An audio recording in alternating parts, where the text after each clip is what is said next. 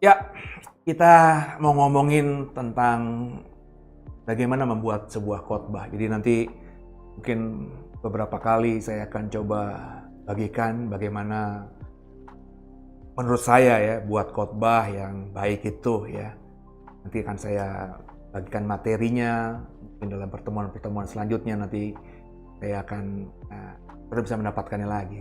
Untuk awal kita akan coba ngobrolin soal eh, cara berkhotbah atau cara membuat uh, khotbah gitu ya. Ada banyak cara tentunya kalau kita mau membuat khotbah atau cara berkhotbah itu ya. Yang paling pertama tentu ketika kita mau berkhotbah, kita harus tahu dulu jika kita mau menyusun khotbah, baik khotbah yang verbal ya, khotbah di mimbar, atau mungkin saudara membuat khotbah untuk dalam bentuk artikel gitu ya, renungan harian kah, atau juga artikel-artikel lepas lainnya yang dibuat secara bentuk khotbah ya, itu kan khotbah juga ya.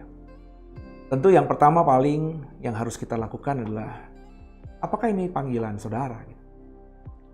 Karena semua orang bisa berkhotbah, semua orang bisa membuat khotbah. Tapi apakah itu panggilan? Calling.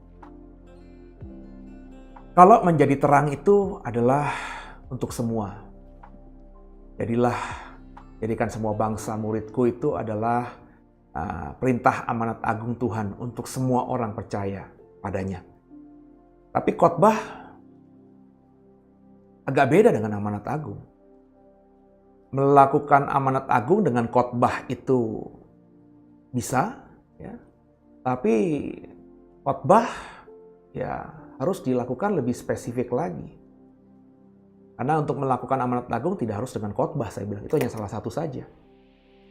Saudara bersaksi tentang siapa saudara, Yesus yang kau sembah sebagai Tuhan itu kepada orang lain, itu salah satu wujud pengamanan amanat agung. Saudara mengajak orang untuk berdoa dalam nama Yesus, itu amanat agung. Saudara berani ngajak orang yang belum beragama untuk datang ke gereja, itu amanat agung, tanpa harus berkhotbah. Jadi kalau khotbah atau menyusun khotbah, saudara harus tahu apakah itu calling, panggilan atau bukan. Sebab dalam pengalaman saya, passion atau gairah itu sangat menentukan. Ya, belum lama ini saya menyelesaikan kelas online bagaimana memahami kitab Wahyu. Yang daftar 50, tapi ya biasalah ya, mulai susut satu-satu dan terakhir tersisa sekitar 30-an peserta begitu, via online, via Zoom. Kemudian ada di penghujung pertemuan kelas, ada seorang ibu yang bertanya, Pak Seno pernah nggak mengalami kebosanan atau kejenuhan dalam pelayanan gitu ya?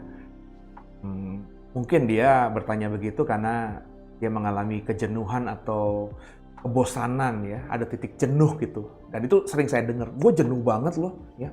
Kok pelayanan sekarang ini jadi kayak rutinitas aja gitu.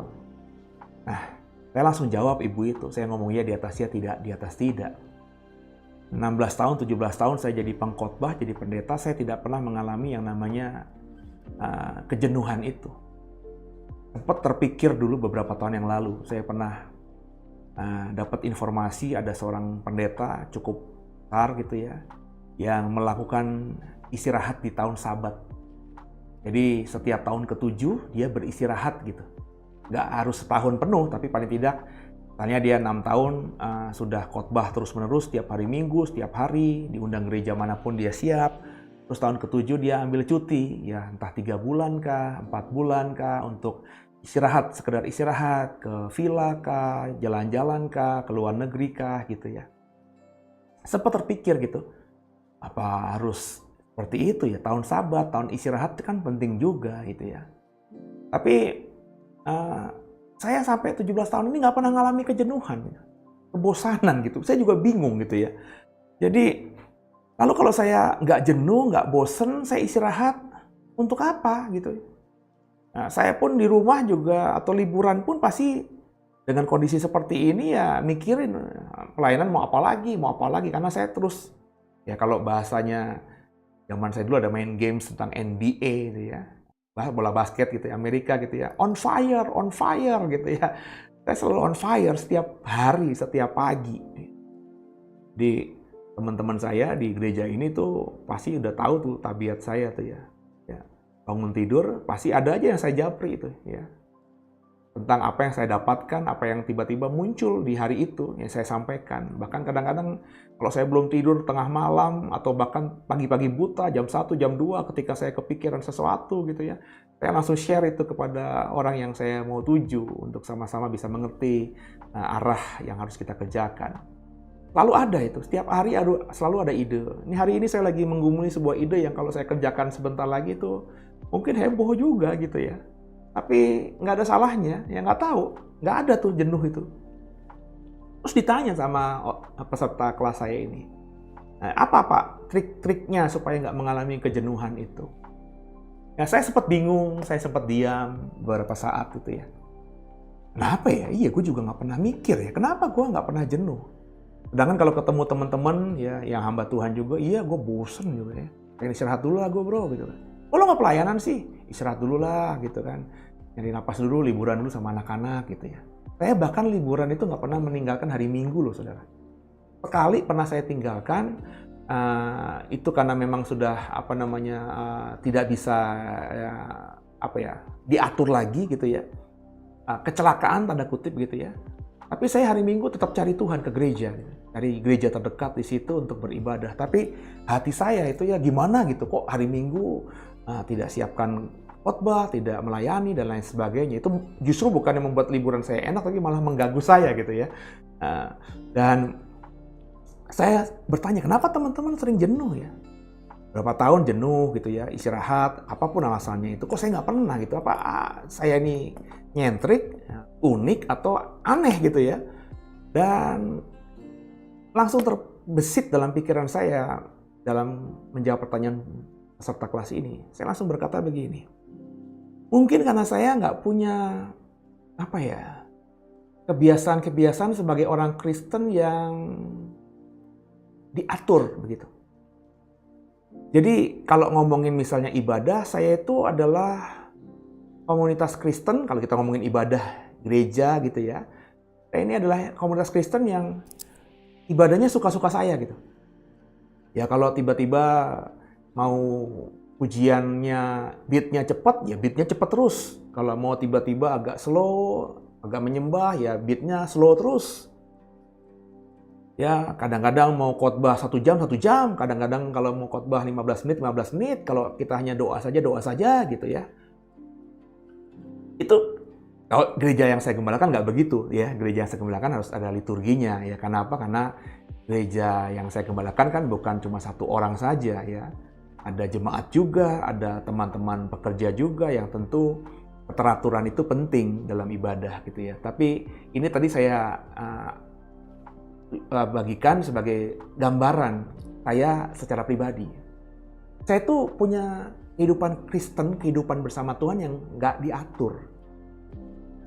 Nggak seperti saudara mungkin ya, misalnya kalau bangun tidur harus doa pribadi, mau sarapan doa, makan siang doa, kalau ada pergumulan doa, terus kalau misalnya ulang tahun doa, mau tidur doa gitu ya, terus baca Alkitab jam sekian, bacanya harus berapa pasal begitu ya, terus sepertinya diatur gitu. Kalau saya relatif baru terakhir ini, tapi sudah saya kerjakan cukup lama ya, sejak saya bertobat. Tapi dulu masih agak campur baur begitu ya, saya masih ada jam-jam doa khusus gitu ya. Nah sekarang ini di tahun-tahun belakangan ini saya relatif nggak punya jam-jam khusus. Jadi kalau saudara nanya, Pak Seno jam doanya jam berapa? Saya bingung jawabnya. Pak Se jam baca Alkitabnya jam berapa? Saya bingung jawabnya. Pak Se kalau bikin khotbah itu berapa lama, berapa waktu, hari apa? Saya bingung jawabnya. Ya. Beberapa tahun yang lalu saya bilang Sabtu saya nggak boleh diganggu. Ya. Sabtu pokoknya waktu saya untuk bikin matangkan khotbah buat hari Minggu. Tapi sudah hampir 1-2 tahun belakangan ini nggak begitu lagi ya. Jadi kalau orang rumah saya, tentu dalam hal ini istri saya itu sering kaget-kaget, anak-anak saya juga sering nyeletuk. Misalnya contohnya ya, kalau mau tidur saya langsung tidur aja gitu. Nggak ada gitu duduk, sujud, jongkok, lipat tangan, tutup mata, doa. Kalau makan juga gitu tuh. Ya. Ya, kadang-kadang sadar ini, saya sadar gitu ya. Di rumah itu nggak pernah makan, kayak langsung makan aja, nggak ada tuh lipat tangan, tutup mata untuk bersyukur gitu, berdoa. Sepertinya tampilan luar saya begitu. Kecuali kalau saya misalnya di umum gitu ya. Kalau saya di tempat umum, ya itu semata-mata bukan saya munafik sih saudara ya. Semata-mata saya nggak mau jadi batu sandungan aja bagi orang lain gitu. Orang lain tahu saya orang Kristen, orang lain tahu saya ini pendeta, kok kalau makan nggak doa? Kok kalau misalnya ulang tahun kok nggak doa? Kok kalau mau ibadah nggak doa? Mungkin begitu ya, karena saya nggak mau jadi batu sandungan. Tapi kalau saya secara pribadi, saya sudah nggak punya kebiasaan itu. Sebab bagi saya, ini sudah saya terapkan cukup lama ya. Doa itu bukan lagi dibatasi waktu-waktu tertentu. Baca Alkitab itu tidak lagi harus ya baca Yohanes 1 ayat 1 demikian bunyinya, ayat 2 demikian bunyinya. Menyembah Tuhan juga nggak harus ada waktu khusus, misalnya malam hari ketika dunia sudah sepi. Itu sudah saya kerjakan dalam keseharian saya. Ya. Jadi doa itu udah kayak suara hati aja gitu, saudara. Setiap saat saya ngomong sama Tuhan. Jadi gak ada tuh, kalau untuk pribadi ya. Makanya saya bilang tadi, istri saya sering bilang, loh kok makan gak doa dulu? Anak-anak saya sering itu, papa tuh kalau makan gak doa, kalau tidur gak doa, langsung tidur aja. Ya saya akhirnya memberikan penjelasan kepada mereka ya.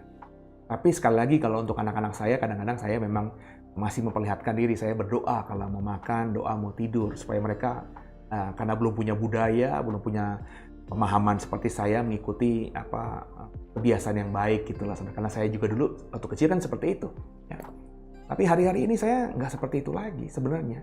Andai kata saya hidup sendirian begitu ya, nggak ada istri, nggak ada anak, nggak ada keluarga yang bersama saya. Kalau orang lihat saya ya mungkin saya seperti orang ateis gitu, orang nggak bertuhan gitu. Oh, makan nggak doa, tidur nggak doa, bangun tidur nggak doa gitu ya. Tapi saya ngomongnya di atas ya, tidak di atas tidak. Bahkan tidur pun saya, ketika merem pun saya ngomong sama Tuhan. Itu makanya saya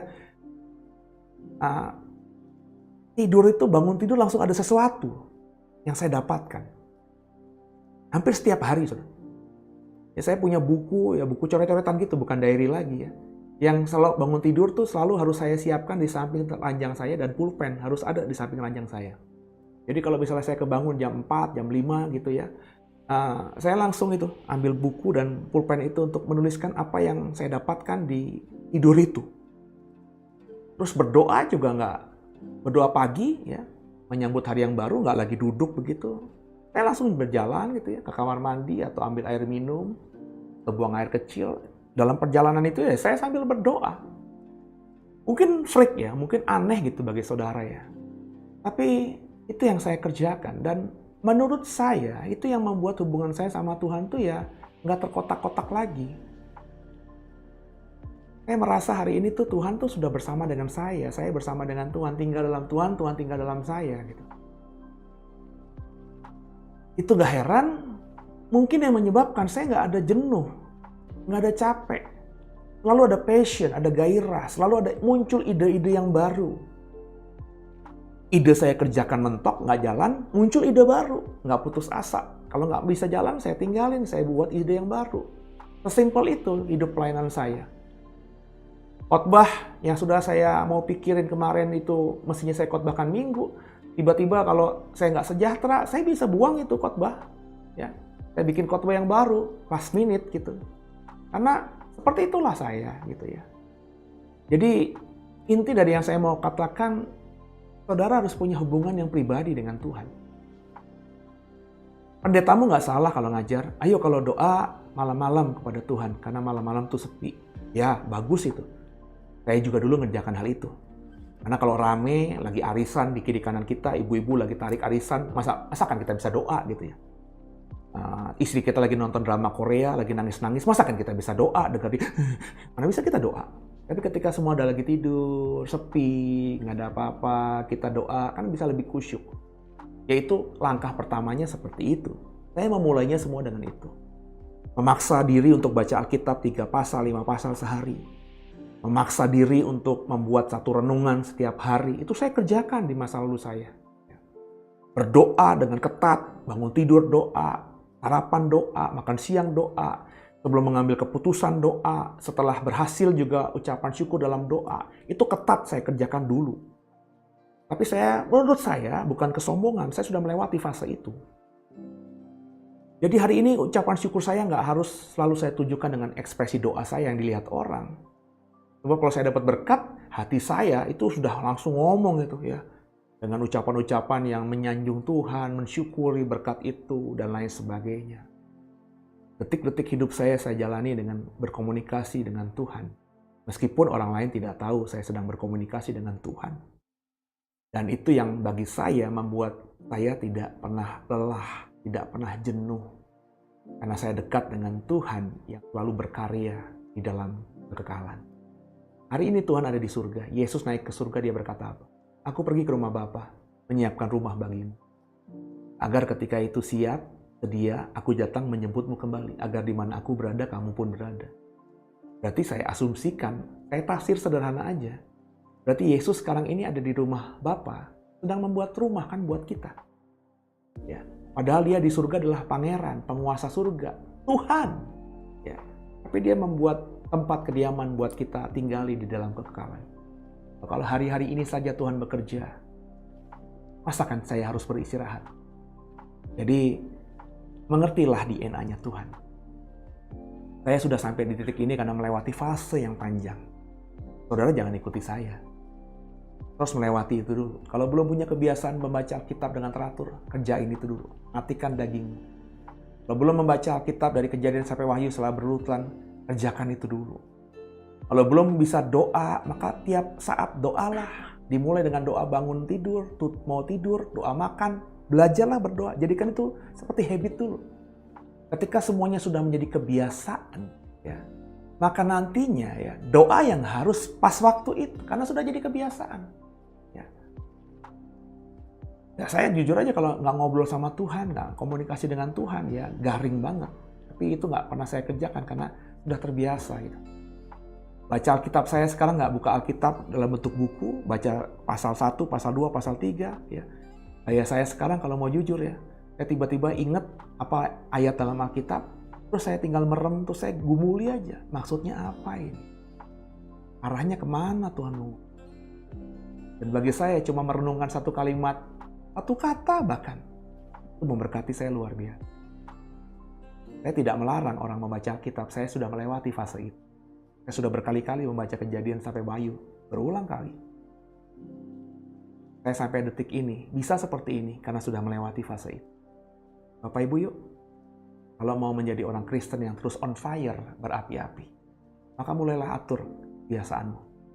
Dengan doa, dengan baca Alkitab, dengan memuji, menyembah Dia, kontemplasi, merenung. Kalau sudah itu menjadi kebiasaanmu, maka nanti semua itu akan lewat, seperti saya sudah melewati itu. Sehingga doa nggak lagi harus waktu-waktu tertentu, kapan saja kita berdoa. Baca Alkitab nggak harus ada buku Alkitab, karena Alkitab sudah nempel di sini. Tinggal kita tanya sama Tuhan, Tuhan bicara apa? Muncul ayatnya, kita renungkan itu. Menyembah Tuhan nggak harus ambil gitar, nggak harus main keyboard, nggak harus malam-malam. Karena setiap saat sambil masak, sambil makan, kita bisa memuji Tuhan dalam roh kita. Makanya Tuhan bilang, ada waktunya nanti, suatu hari nanti, orang tidak menyembah Tuhan di gedung ini, di bait Allah ini, tapi menyembahku dalam roh dan kebenaran. Yuk Bapak Ibu, biji mata Tuhan, kerjakan itu.